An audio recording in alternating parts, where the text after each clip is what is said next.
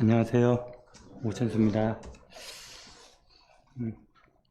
말씀을 본문으로 들어가기 전에 잠깐 개하고 염소 얘기를 좀 해야 될 것 같아요. 제가 어려서 개하고 염소를 직접 이렇게 키워봤는데 똑같은 동물인데도 똑같은 사랑을 줘도 반응하는 게 다르더라고요.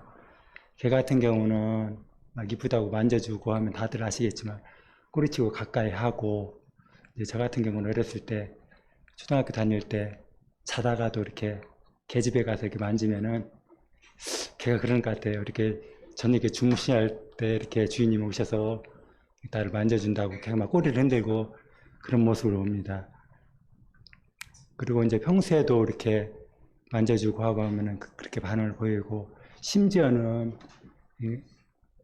걔가 새끼를 낳았을 때 가가지고 지 새끼들을 만지면은 뭐 이렇게 불안해한다거나 뭐 그런 게 전혀 없이 주인을 믿고 편한 모습으로 이렇게 바라보는 그런 모습들을 이렇게 보곤 했었어요. 그리고 이제 평소에 이렇게 끌고 다니다 보면은 경우에 따라서는 흔치는 않지만은 이렇게 잘 따라오다가도 자리에 멈춘든가 뒤로 가기 싫다고 이렇게 뻗팅기는 그런 경우가 있었는데, 그런 때는 강제로 끌기보다는 그냥 기다려주면은 이렇게 지가 생각을 바꿔서 이렇게 잘 따라오고 하던 그런 경험이 있습니다. 근데 염소 같은 경우는 평소에 아무리 이렇게 잘 이렇게 해주고 해도 속성이 들여받는 그런 게 있고, 또 이렇게 끌고 가다 보면은 한번 지가 마음에 싫으면은 제자리에 버텨서 결국 막 자꾸 끌어당겨도 오지 않고 뒤로 뻗팅기고 그렇게 하는 걸 봤습니다. 그럴 때는 저 같은 경우도 오기가 생겨서 더 막 강제로 잡아서 앞으로 끌고 그랬던 그런 경험이 있습니다. 저는 오늘 말씀을 저번 주에 그 이상택님이 말씀을 이렇게 전하시면서 여러 가지 얘기를 했지만은 그 사람에 대해서 속사람, 겉사람 그런 내용으로 이렇게 얘기를 전개하는 걸 이렇게 보고, 이번 주에는 정중 형제님도 뭐 여러 가지 얘기를 했지만서도 결국은 사람, 어떤 성장 그런 얘기를 하시는 것을 이렇게 듣고, 두 분의 그 메시지의 공통점이 결국 사람이더라고요.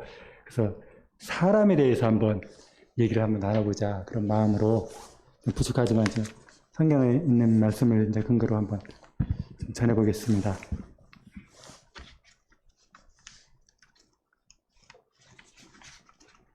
고린도전서 3장 9절에 너희는 하나님의 밭이요 하나님의 집이니라 하는 말씀과 고린도후서 6장 16절 우리는 살아계신 하나님의 성전이라 하는 이 두 말씀을 붙잡고 좀 얘기를 해보겠습니다.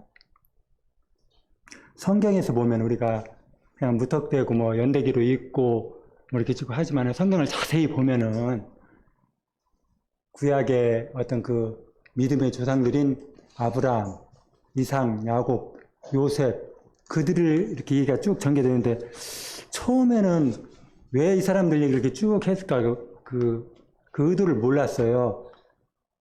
그리고 이 사람들 얘기를 빼고 또 보면은 성전 얘기를 그렇게 많이 하셨더라고요. 출애굽기라든가 그 다음에 뭐 열왕기, 역대기, 에스라, 느헤미야.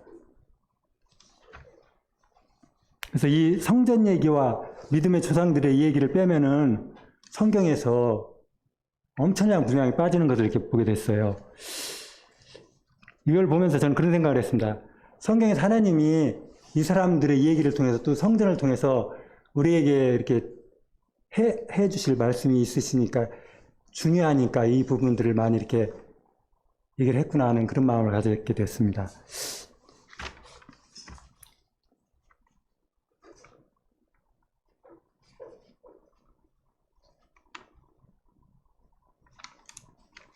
성경에서 우리 몸을 성전이라 하십니다. 성전 하면은 우리가 모세의 장막을 이렇게 생각하게 되는데, 더 나아가서는 솔로몬 성전을 생각하게 되고요. 이 성전의 구조는 우리들이 죄를 범했을 때 백성들이 짐승을 끌고 들어가는 그 성전 뜰, 물두멍과 번제단이 있는 곳이죠. 그게 이제 있고, 더 안으로는 이제 성소가 있고 그 안에는 또 지성소가 있으며, 지성소 안에는 하나님이 임재하시는 곳으로서 그곳에 중요한 것이 있죠. 그 만나 덩어리와 아론 쌍난 지팡이, 그 다음에 말씀이 있습니다. 근데 이 세 가지 공통점은 우리가 하나님을 순종한 게 아니라 하나님을 반항하고 하나님께 대들었던 그런 곳인데 하나님이 시온자라고 은혜의 자리라고 하면서 그곳에 임재를 하셔요. 이거를 봤을 때 이 세 부분으로 구분된 성전 성막과 우리가 어떤 관계가 있을까 성경을 통해서 쭉 찾아보니까 성경에 있어서 우리를 여러 부분에 걸쳐서 제가 이제 저 혼자서 성경에 있는 걸 한번 이렇게 찾아보겠습니다. 성경에 보면은 데살로니가 전서 5장 23절에서도 그렇고 히브리서 4장 12절에서도 그렇고 영과 혼과 관절, 영과 혼과 몸이라고 이렇게 표현을 했어요. 근데 창세기에 보니까 하나님이 우리를 지으실 때 흙으로 지으시고 또 남자와 여자로 지으시고 그 코에 생기를 불어넣으셨다 했는데 이 생기를 다른 곳에서는 이사야 57장 16절에서는 이 생기를 영과 혼으로 구분해 주셨더라고요. 그리고 또 에스겔서 18장 32절에는 이 혼을 또 마음이라고 이렇게 하셨어요. 그러면서 에스겔서 38장 16절에는 이 마음이 만물보다 부패하다 이렇게 하십니다. 그리고 에스겔서 20장 16절에서는 마음으로 규례를 업신여기며 나의 윤례를 행치 아니하며라고 하시네요. 살전 5장 24절에 온 영과 혼이라고 이렇게 말씀하셨는데 이 영과 혼을 고린도후서 4장 16절에서는 속사람으로 이렇게 명하셔요.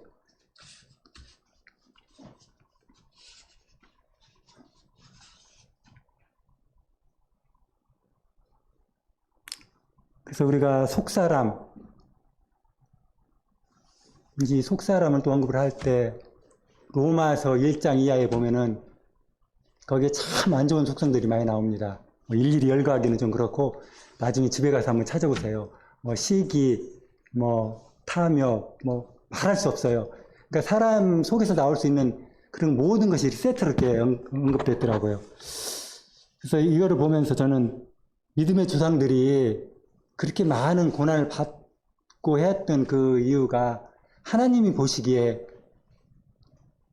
처리해야 될 그런 속성들이 우리에게 있으니까 하나님이 그 믿음의 조상들을 쓰시기 위해서 그분들을 이렇게 다루신 그 기간들이 성경에 이렇게 기록되다 보니까 많은 그 어떤 사건, 시간에 걸쳐서 그게 이렇게 언급이 됐다. 그런 결론을 도달하게 되었습니다. 창세기에 우리 하나님이 우리와 이렇게 교통하시는 그런 부분들이 있지만은 아담이 범죄함으로 말미암아 하나님이 우리와 함께하지 아니하시고 영이 단절되는 그런 불행한 것이 이제 창세기 그 불순종하는 사건을 통해서 이제 나오게 되는데 후에 가서는 예수 그리스도의 죽으심과 부활하심으로 말미암아 우리 영이 회복되는 그런 축복을 받게 되는데 그러함에도 불구하고 우리가 신앙생활을 하면서 그리고 영적으로 이렇게 크게 이렇게 감동을 받고 성장하고 그런 모습들을 보이지 못하는 걸 보면서 참 저 개인적으로도 그렇고 굉장히 안타까운 마음이 있었습니다.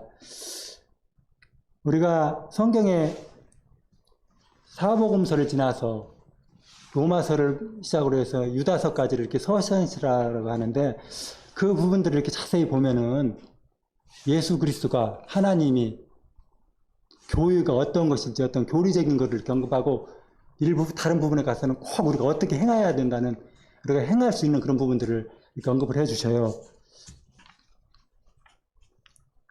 가만히 보면 우리가 그렇게 해야만이 믿음의 사람으로 하나님의 어떤 그 영감을 충분히 받고 교통할 수 있는 그런 사람들이 될 수 있겠다 그런 생각을 하면서도 행하지 못하는 그런 저 자신이나 이렇게 여러분들을 이렇게 보게 됩니다. 가정에서 이렇게 부모님들이 여자분들이 이렇게 살림을 할 때 가계부를 이렇게 사용을 하시잖아요. 그래서 이제 이렇게 시간이 지나면은 그 가계부를 보면은 한 달 동안의 어떤 그 가정의 어떤 그 경제적인 생활을 단번에 알 수 있듯이 또는 이렇게 지금 하는 가게는 이렇게 손익계산이라 해서 지출과 수입을 이렇게 할 수 있는 그런 게 있어요. 그리고 이제 좀 큰 기업이나 그런 데에서는 이제 재정 출납이라고 하는 그런 게 있는데, 그런 거를 통해서 공부를 했던 분들은 그것만 보면은 그 가게, 큰 회사를 이렇게 한눈에 볼 수 있는 그런 지표가 되거든요. 근데 우리가 신앙생활을 하면서 신앙의 내 자신이나 내 성도들을 이렇게 좀 판단한다, 정죄한다는 게 아니라 이렇게 분별할 수 있는 그런 지표가 무엇인가를 이렇게 좀 개인적으로 이렇게 고민해 볼 때, 영과 혼과 이런 부분을 우리가 좀 감지하고 이거를 이렇게 적응을 했을 때, 내 자신의 어떤 신앙의 상태, 영적인 상태를 뭐랄까 좀 이렇게 알 수 있겠구나 하는 그런 마음이 갖게 되었습니다.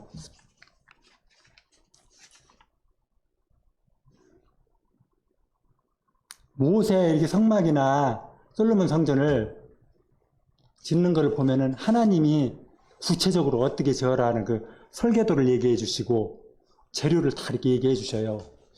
그와 같이 지어질 때 우리가 하나님과 이렇게 하나님이 거기에 임하시고 또 이렇게 같이 이렇게 교제할 수 있는 그런 축복이 되어지는 걸 보게 됩니다. 우리가 성전을 이렇게 생각할 때 모세 장막 성전, 솔로몬 성전, 그 다음에 또 하나 생각나는 게 뭔지 예수님 당시에 있었던 헤롯 성전이에요. 이 헤롯 성전은 얼마나 그 규모가 크고 아름답게 지어졌는지 전하는 그 기록에 보면은 당시 제사장들이 이 성전을 보지 않은 자는 아름다움에 대해서 얘기하지 말아라 할 정도로 그렇게 화려하고 아름답게 지어졌다 그래요. 근데 이 헤롯 성전이 어떻게 지어졌나요? 이 헤롯 성전은 에도민인 헤롯이 자기 어떤 정치적인 야망을 위해서 유대인의 환심을 사기 위해서 지어진 성전으로서 성경 어디에도 이 헤롯 성전이 하나님과의 어떤 관계에 이렇게 되었다는 그런 부분들이 없게 되는 걸 봅니다. 이거를 통해서 우리 자신이 우리가 하나님의 말씀대로 이렇게 성장하고 다듬어지지 않으면은 하나님과 전혀 관계없는 그런 사람들이 그런 신앙생활이 되겠다는 그런 생각을 하게 됐어요. 그래서 로마서에서 유다서까지 제시해 주신 우리가 어떻게 행해야 된다는 그런 부분들, 어떤 부분이 작고 어떤 부분이 큰 것인가는 좀 이렇게 구분짓기는 좀 어렵지는 않은, 그래도 거기에서 제시해진 그 방법을 우리가 차곡차곡 이렇게 행해 나갈 때 하나님의 보시기에 기뻐하시는 믿음의 사람, 그래서 성전이 되어서 하나님이 우리 속에 임재하시는 그 축복이, 하나님이 우리가 하나님의 성전이다 했고 하나님이 우리와 함께 하신다, 임재하신다 했는데 우리의 그 어떤 혼적인 마음, 변덕스럽고 음란하고 방탕하고 이기적이고 그런 발언되는 그 혼적인 부분에는 안 계신 것 같아요. 성전 제일 안쪽인 지성소에 하나님이 임재하고 계셨던 것처럼 우리의 영, 우리가 느끼지 못하고 이렇게 표출되지는 않지만 우리의 깊은 내면에 그 영이 하나님이 계신 것을 우리가 늘 이렇게 생각하시면서 작은 것에서부터 하나씩 이렇게 실천해서 신앙의 진전을 이루고 일단 서로가 이렇게 믿음의 장성의 분량에 이르는 그런 어떤 성도님들이 됐으면 좋겠다는 그런 마음으로, 안타까운 마음으로 나는 왜 이것밖에 안 될까, 왜 성장하지 못할까 하는 그런 마음으로 이렇게 성경을 이렇게 좀 훑어봤습니다.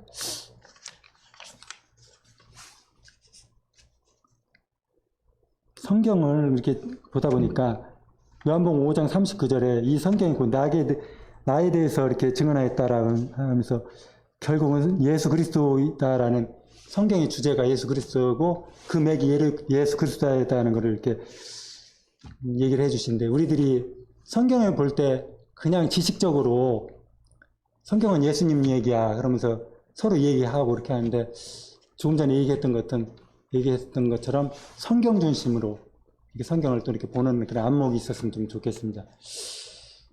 집에서 이렇게 성경을 나름대로, 저는 몸이 이렇게 많이 불편하니까 제가 신앙을 받아들이고부터 지금까지도 여러분들한테 이렇게 표현을 못했지만 제 마음 깊은 곳에 항상 회복이라는 단어, 조금만 좀 나아졌으면 좋겠다. 그런 마음이 좀 간절하고, 그래서 뭐 이렇게 어떤 주석이나 뭐 그런 것들을 보지 않고 성경을 집에서 가슴에 얹고 자기도 하고 비고 자기도 하고, 그러니까 사모하는 마음으로 뭐 그런 행위가 뭐 특별한 건 아니지만은, 그러면 하나님 나를 좀 긍휼히 여겨 주셔서 조금 뭔가 이렇게 좀 다른 식으로 나에게 이렇게 먹고 하다못해 꿈에라도 이렇게 얘기해 주셔야 할까 하는 그런 마음으로 이렇게 간절하게 이렇게 접하는데, 이번 주는 진짜 이렇게 평소에 이렇게 고민하고 했던 부분들을 나름대로 이렇게 좀 22일 날하고 29일 날은 성도들이 자유스럽게 자유스러운 내용으로 이렇게 한다는 그런 그 주부에 나왔길래, 집에서 이제 그래 그럼 만약에 이 시간이 나에게 주어진다면은 내가 한번 이게 말씀을 한번 전해봐야겠다 하는 그런 준비를 하면서 계속 묵상을 했었거든요. 그런데 저번 주에 최종태 선생님이 뒷지에 이렇게 앉아있는데 와서 22일, 29일 하면서 얘기하시더라고요. 그래서 그 말씀을 들었을 때 내가 사모하는 마음으로 이렇게 준비했던 것을 하나님이 아시고 이게 하나님이 하시는 어떤 그런 일이다라고 생각을 해서 말씀을 이렇게 좀 짧게 얘기를 해봤습니다. 저는 뭐 이렇게 말씀해 보니까 몇 장 몇 장인지 모르겠어요. 너희 옳다는 바로 이렇게 너희를 이렇게 판단하지 말아라, 정죄하지 말라는 그런 구절이, 그런 내 의도의 말씀이 있었던 것 같아요. 그래서 이제 영과 혼에 대해서 이렇게 조금 감지를 하고 난 다음에 사람들을 볼 때 저분들의 저 행위가 이제 조심스럽게 판단하는 건 아니고, 아, 저분은 어느 정도 되겠구나 하는 그런 게 이렇게 조금씩 이렇게 제 자만심인가는 몰라도 이렇게 좀 보이는 그런 게 있더라고요. 그래서 아, 나에게 보여주신, 나에게 이렇게 조금 지적해 주신 이게 사람을 이렇게 분리해서 보는 이게 맞구나. 이게 확실히 하나님의 영감으로 되어진 거구나 하는 그런 좀 자신감이 생겼습니다. 그리고 이게 지내다 보니까 우리가 말씀을 말씀대로 못 사는 게 아니고, 제 자신을 보고 이렇게 보니까 염소처럼 이렇게 뻗탱기는 하지 않는 그런 것을 이렇게 보게 됐어요. 그래서 앞으로는 오늘 이후에는 하나씩 하나씩 말씀에 한번 순종하면서 한번 가봐야 되겠다. 그리고 우리 형님, 모든 성도님들도 그렇게 좀 같이 이렇게 하면서 서로 또 말씀으로 서로 이렇게 격려하면서 좀 믿음의 장성한 뭐냐, 성숙한 신앙인들이 됐으면 하는 그런 간절한 마음이 있습니다. 말씀대로 우리가 살면은 구약에서 또는 성경에서 이렇게 제시된 그런 어떤 실체적인 것들이 우리에게서 이루어지지 않겠는가 그런 생각을 하게 돼요. 그래서 다시 한번 말씀을 좀 우리가 행해보고 그 말씀이 체험적으로 이루어져서 아, 맞아, 이런 말씀을 행했더니 이렇게 됐다 하는 그런 간증을 하나씩 하나씩 이렇게 해봤으면 좋겠습니다. 또 저 자신도 그렇고 그런 얘기를 교회 안에서 좀 많이 들었으면은 그런 마음입니다. 저는 이 말씀을 또 준비하는 가운데서 교회에 연약한 분들이 있잖아요. 그분들을 이제 저는 저녁이면은 자기 전에 이렇게 교회 성도록을 이렇게 보면서 이렇게 쭉 보는데, 제가 이렇게 쭉 평소에 이렇게 생각하시는 이렇게 마음에 드는 분들이 있어요.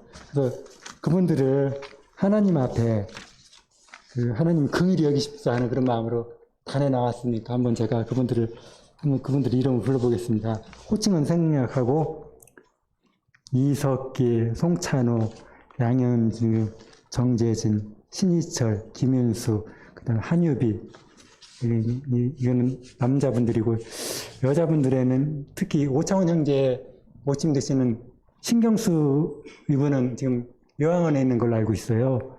신경수, 송경순, 조수연, 박성빈, 안민경, 박한희, 그 다음에 김예경, 이분들을 하나님이 긍휼히 여기셔서 좀 치료의 강선이 임했으면 좋겠다는 그런 간절한 마음이 있습니다. 성경에 시편 130편에 그런 구절이 있어요. 파수꾼이 아침을 기다린 같이 나의 영혼이 하나님을 이렇게 간절히 기다린다라는 그런 말씀을 했는데, 송찬호 형제님이 이렇게 지금처럼 이렇게 말씀이 더디실 때 저한테 그런 얘기를 하시더라고요. 전방에서 그 근무를 했는데, 제가 그쪽 생활을 했기 때문에 그 내용을 잘 알거든요. 근데 저녁에 4시나 5시에 밥을 먹고 밤 12시까지 경계를 서요. 여름에는 더우니까 막 덥하고 모기 물고 하니까 좀 짜증이 나고, 겨울에는 추우니까 12시에 다음 어떤 교대 하는 사람들이 나오기를 얼마나 간절히 기다리는지를 몰라요. 근데 한 번은 손영재님이 이렇게 근무를 쓰는데, 그 다음에 나와서 교체줄 사람들이 나와서 그런 얘기를 했다 그래요. 너는 곧 제대할 사람이니까 네가 더 살아 해서, 그러니까 온전히 저녁 5시, 6시부터 그 다음날 새벽 6시까지 근무를 섰던 그런 말씀을 하시더라고요. 그 얘기를 들을 때 머리로서 이해가 되는 게 아니라 내가 경험했던 그런 상황들이라 그게 가슴에 와 닿더라고요. 그래서 자세히는 모르는데 송영재님이 젊으셨을 때 대학을 다니고 또 이렇게 교사 생활을 하셨기 때문에 군대 생활을 뭐 30개월이다 36개월이다 하면은 그 시간을 온전히 채우지 않고 이렇게 미리 이렇게 제대를 하니까 군에 있던 그 고참이 시기가 나서 너는 막 빨리 나가는 놈이니까 더 경계를 서도 된다. 그런 마음으로 그냥 밤새도록 경계를 쓰게 했던 것 같아요. 저는 역대상 4장 9절에 그 야베스에 대한 내용을 들죠. 야베스는 존귀한 자니 그 어머니가 그를 수고롭게 낳아서 이렇게 했다는데 존귀한 자다. 어머니가 수고롭게 낳았다는 그런 구절이 있습니다. 그 구절을 볼 때 저는 그렇게 생각이 들더라고요. 어느 어머니가 자식을 수고롭게 낳지 않아. 다 수롭게 낳는데 야베스는 다른 형제들보다 엄마가 더 힘들게 난산을 했던 것 같아요. 그래서 이 난산이라는 얘기를 들을 때마다 시골에서 어머니들이 그런 얘기를 하더라고요. 누구를 몇 시간에 거쳐서 힘들게 낳았다. 그러니까 다 자식을 힘들게 낳는데 그 야베스 형제들보다도 어머니가 야베스를 더 이렇게 좀 난산으로 더 힘들게 낳으셨던 것 같아요. 그리고 야베스는 존귀한 자다. 그런데 이 존귀한 자가 구약에 보면은 모세와 아론이 하나님 앞에 나갈 때 이스라엘의 존귀한 자들이라고 이렇게 하는데 장로들을 존귀한 자들이라고 합니다. 그런데 이런 구절들, 그러니까 이렇게 시편의 103편 6절에 그 파수꾼이 이렇게 아침을 기다리는 같이 그 간절한 하나님 마음을 참는 그런 마음들, 또는 야베스 어머니가 그 야베스를 수고로에 낳았다는 그런 구절들을 제 나름대로 이렇게 머리로서가 얘기가 되는 게 아니고 가슴에 와닿는 그런 구절들이 있는 것을 보면서 우리가 주님을 내 주로 영접하고 간절한 마음으로 성경을 대하고 몸부림치면은 어떤 신학자, 어떤 말씀 전하는 그런 성도님들 못지않게 하나님이 그 사람의 간절한 마음에 그 사람을 합당하게 말씀을 주신다고 생각을 하게 됐어요. 그래서 우리가 신앙생활에서도 더 그렇게 말씀을 사모하고 간절한 마음으로 하나씩 좀 행하는 그런 성도들이 됐으면 좋겠습니다. 그래서 믿음의 장성한 분량에 이르는 그런 믿음의 어떤 챔피언들이 됐으면 좋겠습니다. 감사합니다.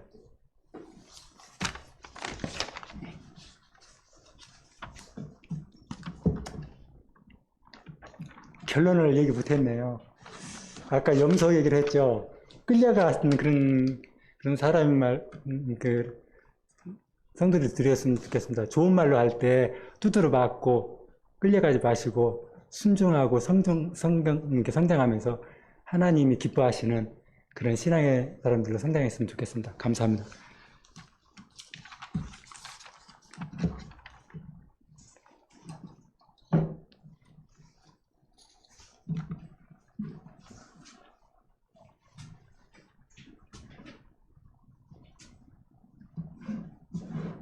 오늘 미리 말씀을 드렸어야 됐는데 이신희 형제님이 오늘 참석을 못하셔서 다른 형제님들로 준비됐습니다. 전수 형제님 이후에는 천민호 형제님, 그리고 이건희 형제님, 그리고 제가 시간이 되면 하도록 하겠습니다. 참리노 형제님 먼저 나오셔서 진행하도록 하겠습니다.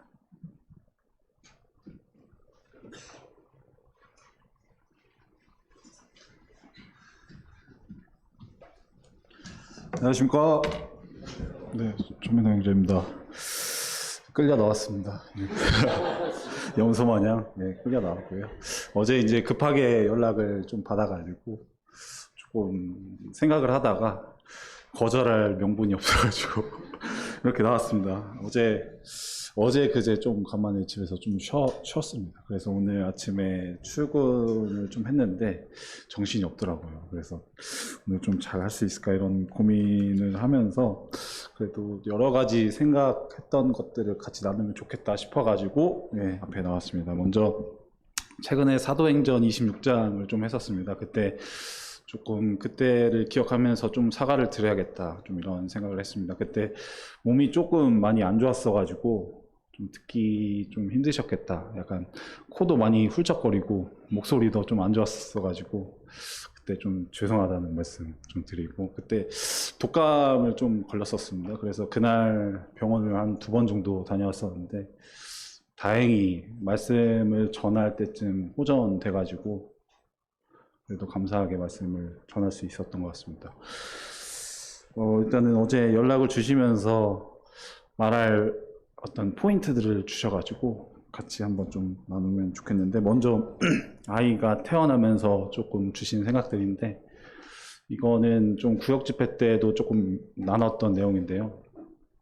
아이가 3월 1일에 태어났습니다. 근데 제가 2월 28일에 갑자기 그때 또 아파가지고 3월 1일에 아내가 이제 아기를 낳았는데 좀 아직 회복이 잘 안 된 상태에서 제 병간호를 조금 제가 좀 받았습니다. 그래서 그런 아픈 와중에 제가 또 옆에 침상에 누워가지고 그때도 너무 추워가지고 이제 그 보호자 침대에서 딱 누워 있었는데 이제 교회가 먼저 좀 생각났어요. 이제 아이가 태어나면서 그 순간에 이제 눈물이 조금 이제 났고요. 그러면서 이제 그 이불을 좀 뒤집어 쓰면서 막 열이 이렇게 나오는데 아이가 태어나는 그런 과정들을 쭉 이제 좀 생각나게 해주신 것 같아요. 그러면서 주요 집회 때마다 또 아이가 건강하게 나을 수 있도록 기도해 주신 성도님들이 좀 생각났고,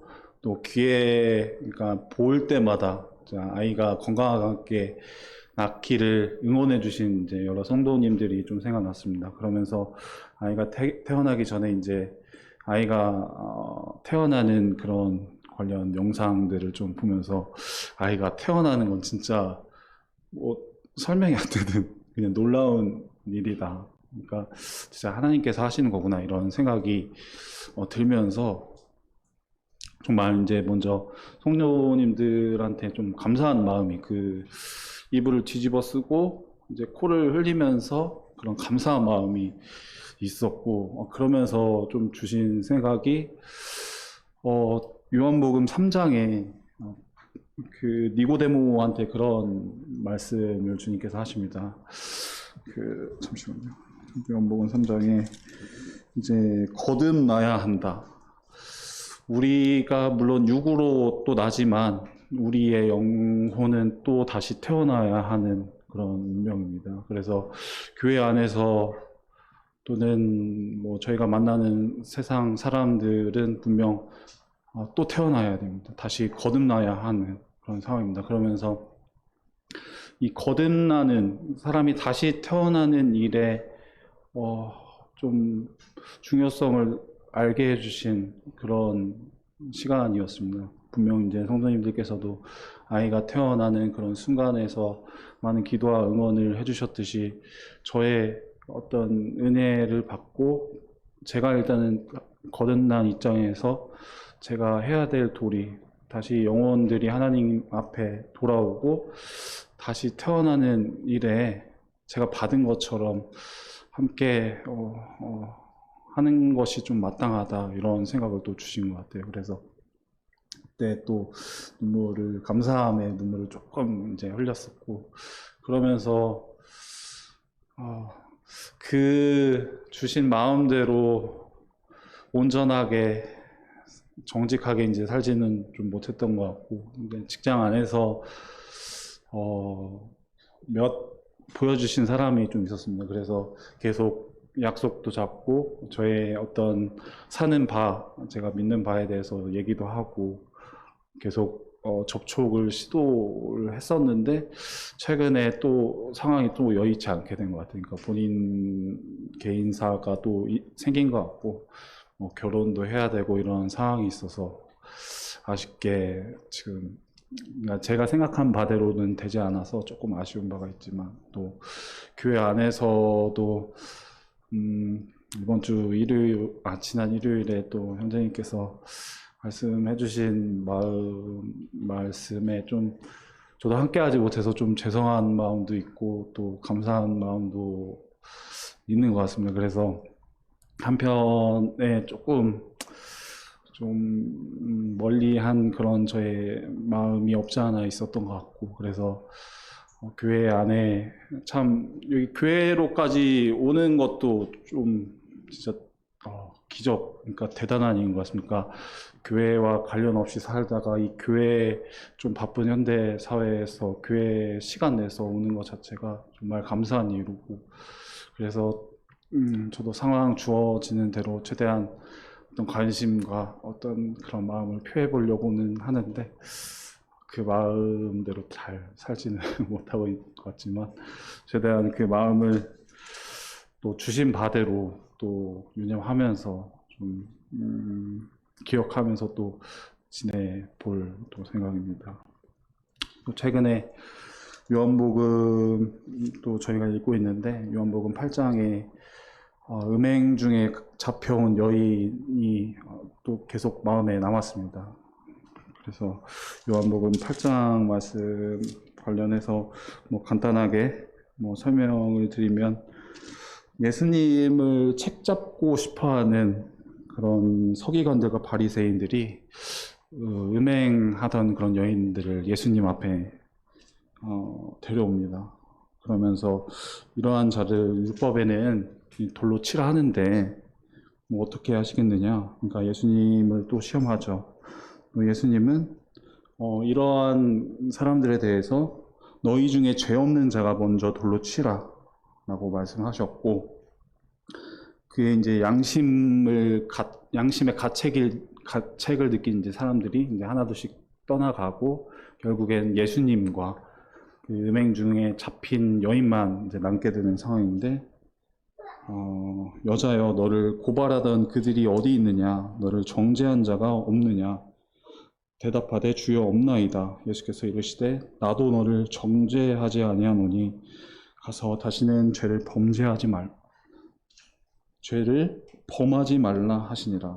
정말 이 말씀이 계속 좀 마음에 남고, 정말 감사하고 예배의 그런 마음이 좀 들었던 그런 말씀들입니다. 먼저 그 굉장히 곤란한 상황이었죠. 그러니까 예수님을 시험하러 온 그런 사람들 앞에서 그 모든 상황, 그러니까 모든 관계되어 있는 그런 사람들에 대해서 굉장히 옳은 말을 하신 그런 예수님입니다. 그러니까 모세의 율법을 거들먹거리면서 데려온 그런 바리새인들과 서기관들에 대해서는 돌로 치라. 내가 이 죄에 대해서 결코 간과하지 않는다. 이 죄에 대해서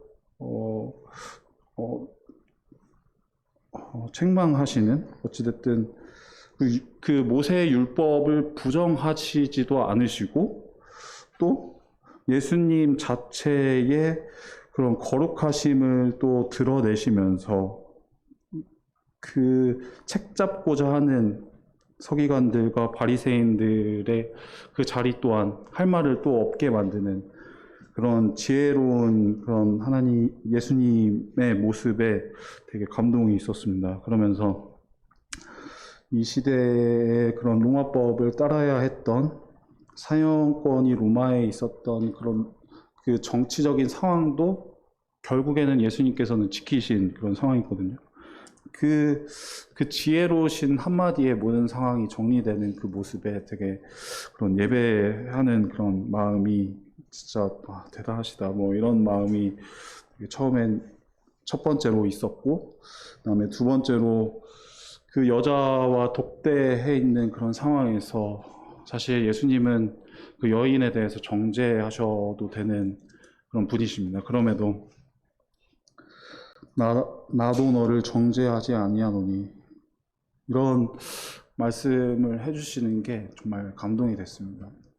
그 여인에 대해서 자세하게 나오진 않지만 결국 여인은 그러니까 돌로 쳐서 죽을 그런 운명에서 그 예수님의 그 한마디 때문에 결국 그 살게 된 것입니다. 결국 이 여인은 또다시 그 삶을 얻었고, 그 예수님의 그 참 사랑과 은혜를 얻어서 다시금 살 기회를 얻은 것 같습니까?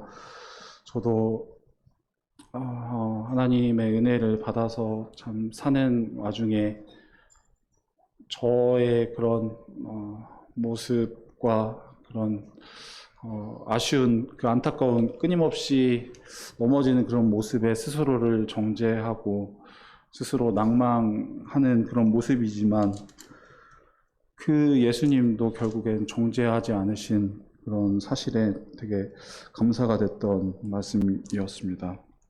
그러면서 이와 연계로 그 디모데후서 2장 1절 말씀에 너는 은혜 가운데서 강하라. 그러니까 우리가 은혜를 제대로 알면은 사실 넘어질 이유가 없는 것 같습니다. 주님께서 어떤 자에게 어떤 것을 주셨는지 결국 넘어져 있을 그 시간도 아까운 은혜인 것 같습니다. 그래서 한참 힘들고 다시 일어날 힘이 없을 때 주님의 은혜를 다시 한번 생각나게 해주신 그런 말씀이었습니다. 시간이 많이 돼서 일단 줄이고, 일단 저도 더넓은 교회 가운데 계속 있으면서 항상 감사한 마음이 있습니다. 그 감사한 마음을 보답하면서 잘 지내보도록 하겠습니다. 감사합니다.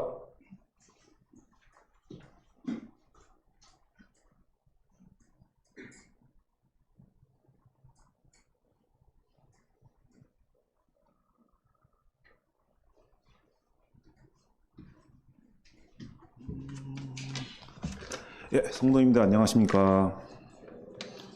오늘 제가 최근에 읽었던 말씀 중에서 이제 다니엘서 1장을 통해서 이제 하나님의 원칙대로 사는 사람이 하나님께서 책임을 주신다는 그 내용을 가지고 제가 나누고자 합니다.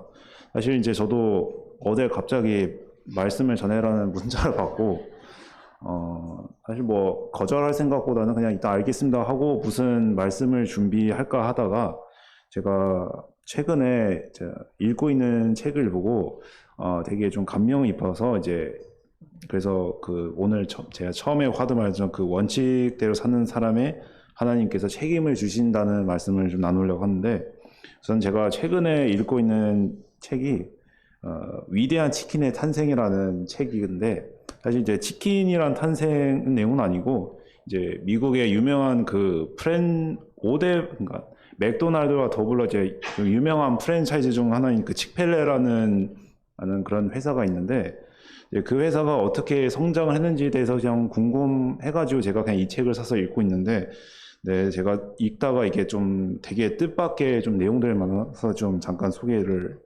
하는 건데, 네, 보통 이제 어떤 기업이 어떻게 성장을 했다라는 내용을 보시면은 이제 어떤 전략을 쓰고 무슨 누구를 만나서 누구한테 투자를 받아서 이렇게 성장을 했는데, 이거는 이제 이 책은 물론 그런 내용도 조금 있지만 대부분 하는 내용이 이제 우선 이 창업자가 일단은 기독교인이라고 이제 소개를 되어 있고요. 그 다음에 이 창업자가 이 칙펠레라는 기업을 세울 때 그 딱 원칙이 이 성경을 원칙을 적용하고 실천하는 기업을 하기 위해서 이 기업을 세웠다 하더라고요. 그래서 시간상 전부 다 설명드릴 수는 없지만 이제 몇 가지 제가 좀 되게 감명 깊어가지고 좀 몇 가지 소개해드리면, 우선은 이런 유명한 프랜차이즈 회사인데 불구하고 주일은 이제 하나님께 드리는 시기 때문에 일요일은 매장을 열지 않는 거랑, 그다음에 11조를 바탕으로 이제 회사 이익의 10분의 1은 무조건 자선 기부를 하는 거고, 그다음에 이 창업자는 지점장을 선택을 할 때 특히 잠언의 내용을 많이 참조를 해서 그 잠언의 내용에 합당한 그런 사람이면 그 사람을 지점장으로 선택을 하고, 그다음에 이게 제가 제일 좀 재밌었던 게, 하루는 이제 회사가 위기가 나가지고 이제 세미나를 통해서 이 칙페라를 어떻게 하면 이제 이 위기를 극복할까 해가지고 세미나를 개최했는데, 제가 이제 회사를 아직은 다녀보지 않지만 보통 이런 세미나면 어떤 전략을 세울까 내용을 나오지만, 재밌게도 다시 성경에서 무엇을 말하고자 하는 것을 배우기 위해 그날 세미나 내용 그냥 잠언을 내용 가지고, 그래서 그 바탕으로 그 성경에 말하는 원칙을 토대로 다시 기업을 극복하자는 내용 보면서 제가 되게 감명을 좀 되게 받았어요. 이제 제가 아마 청년들한테는 좀 얘기한 것 같지만 이제 대부분 성도님들은 잘 모르시겠지만 제 간단히 좀 소개를 드리자면, 지금은 비록 제가 구직 중에 있지만 저는 언젠가 시길이 얼마 안 남은 날 저는 기업을 세우고 싶은 사람이고, 그리고 또한 그 기업이 하나님의 영광을 나타나고 싶은 제가 그런 꿈을 갖고 있는데, 근데 이 책을 읽어보면서 참 제가 어떤 원칙으로 참 기업을 세우는 거에 하나님의 원칙대로 이렇게 기업을 운영하는 점에서 되게 감명을 입어가지고, 그래서 솔직히 이 원칙대로 기업을 운영하는 것은 자체가 저는 쉽지 않을 거라고 보지만, 그러나 이 원칙대로 실행했을 때 오늘날 그렇게 성장하는 거 보면서 저도 이 내용을 되게 감명을 입어가지고, 그래서 떠올랐던 말씀이 이제 다니엘서 1장의 말씀이 있군요. 제가 저번 일요일에 이 말씀을 다 읽었는데, 그래서 이제 제가 그래서 이거다 싶어가지고 오늘 이 내용을 제가 나누자고 했습니다. 그래서 시간이 많이 없는 관계로 그냥 제가 읽으면은, 우선은 다니엘이 끌려오는 바벨론에 끌려왔을 때, 그때 느부갓네살 왕이 어쨌든 4절에서 흠이 없고 용모가 아름다우며 모든 지혜를 통찰하며 지식에 통달하며 학문에 익숙하여 왕궁에 살만한 소년을 데려오게 하였고, 그들에게 갈대아 사람의 학문과 언어를 가르치게 하였고, 또 왕이 지정하여 그들에게 왕의 음식과 그가 마시는 포도주에서 날마다 쓸 것을 주어 3년을 기르게 하였으니 그 후에 그들은 왕 앞에 서게 될 것이더라라는 말씀을 통해서 어쨌든 느부갓네살 왕이 어쨌든 보통 식민지 정책을 할 때 그 나라 민족을 통해서 식민지를 운영을 하는 데 있어서 그중에 보통 이제 엘리트를 뽑는데, 한마디로 사절을 통해서 우리가 알다시피 이제 엘리트들을 다 뽑았습니다. 근데 다음 6절에서 저희가 볼 수 있는 것은, 다니엘이 뜻을 정하여 왕의 음식과 그가 마시는 포도주로 자기를 더럽히지 아니하리라 하고 라는 말씀을 통해서 그리고 이 말씀을 통해서 저희가 보면은 이제 이 뜻을 함께 동행하는 자는 이제 다니엘과 세 친구를 제외하고선 나머지 친구들은 그냥 세상 여기 준 대로 그냥 그대로 행했다 봐도 다를 게 없는데, 근데 여기에서 제가 이 뜻을 정하고 하는 것 자체가 어떻게 보면 오늘날 사회도 저는 크게 다를 거라고 저는 크게 다르지 않다고 저는 생각이 듭니다.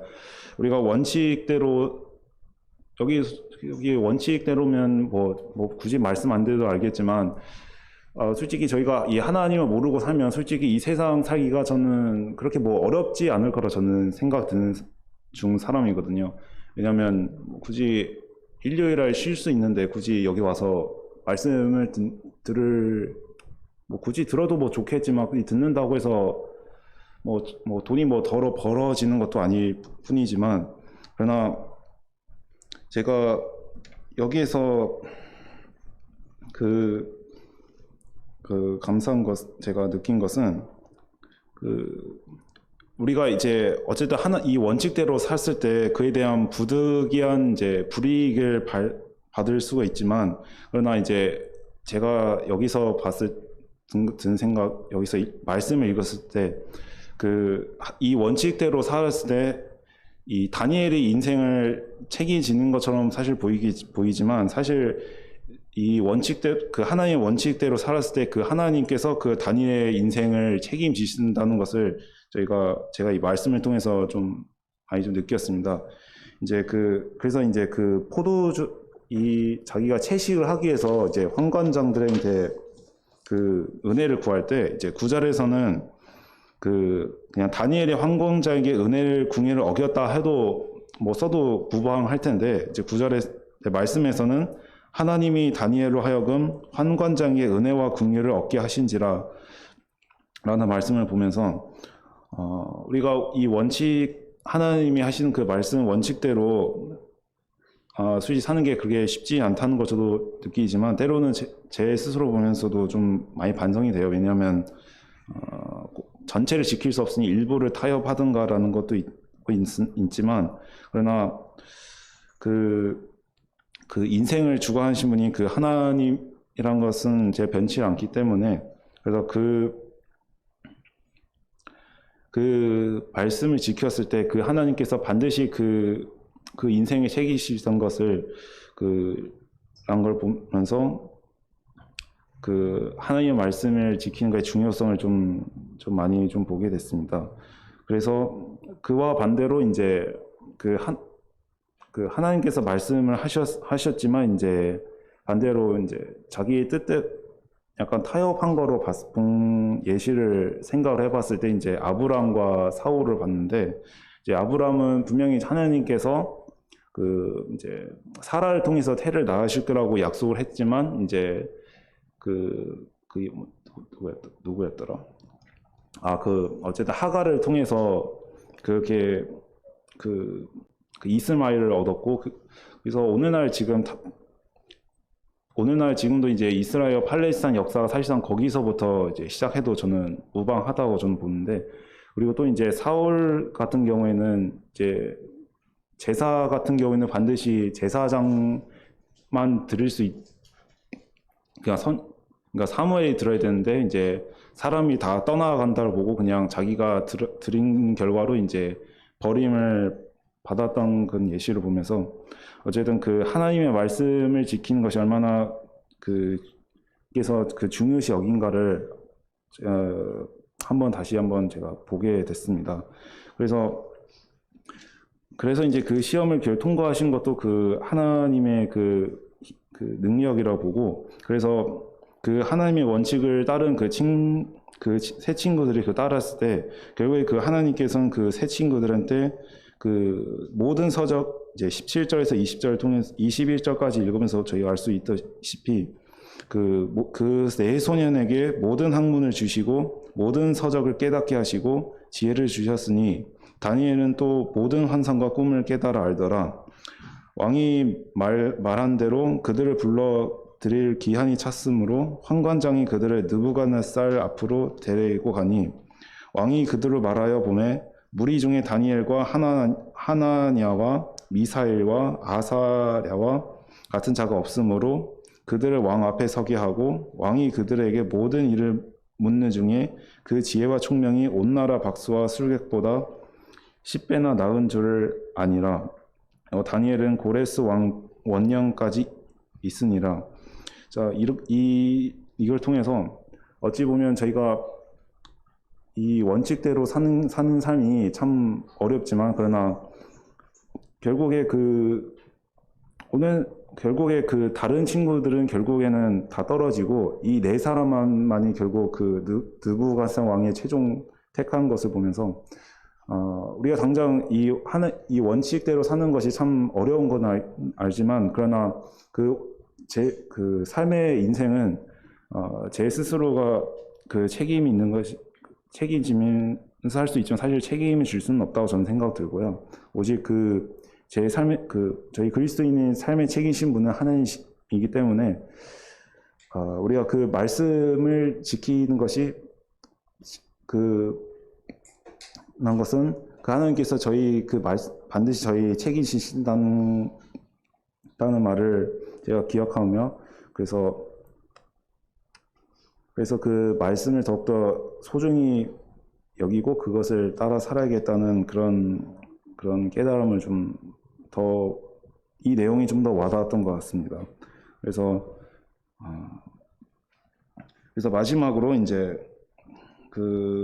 이 말씀을 하면서 마무리하겠습니다. 이제 말라기 3장 16절 17절에서 그때 여호와를 경외하는 자들이 피차 말하매 여호와께서 그것을 분명히 들으시고 여호와를 경외하는 자와 그 이름을 존중히 여기는 자를 위하여 여호와께서 앞에 있는 기념책에 기록하셨느니라. 만군의 여호와가 이르노라. 나는 내가 정한 날에 그들을 나를 특별한 소유로 삼을 것이요 또 사람이 자기를 섬기는 아들을 아낀 같이 내가 그들을 아끼니라. 이제 마지막 이 말씀을 드리면서 우리가 하나님의 말씀을 저희가 순종한 만큼 주님께서 저희를 항상 특별하게 사용을 하시고 또한 저희를 아끼는 것만큼은 변치 않는 그 사실을 기억하며 오늘도 제가 드릴 말씀은 여기까지인 것 같습니다. 네, 감사합니다.